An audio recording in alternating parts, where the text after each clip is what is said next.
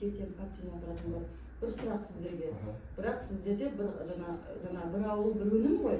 Бірақ ол Қарағанды облысы бойынша бір адам тапқанда неге сіздер каждый ауданға бір адам тұруға мүмкіндік бермейсіздер? Қараңыз, бұл жерде біз қазіргі уақытта біз комиссия мүшесінде именно как палата тұтынатын адамдар жерде біз кірмейміз. Бұл жерде арнайы рабочий группа қабылданады. И қазір біз рабочий группаны дайындап жатырмыз.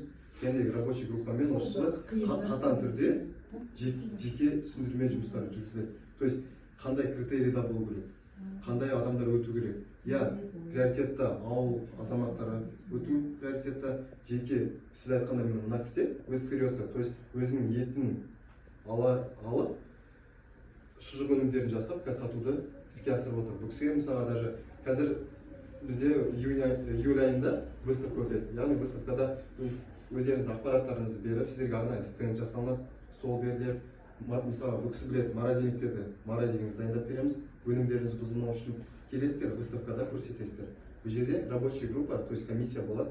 Комиссия әр жеке кәсіпкерге тоқталып, өзінің тауарлары бойынша ақпаратты сұрайтын болады. Яғни, келіп, бір адам емес бұл жерде.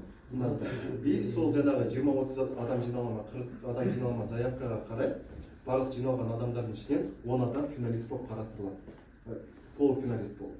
Және 10 адам финалист болып қабылданғаннан кейін уже бренд комитет құрылады. Ол жерде облыс әкімінің заместителінен бастап, үлкен құзырлы орган адамдарынан бастап бренд комитет мүшесіне кіреді. Ол жерде конференц залда слайд ретінде көрсетуге болады.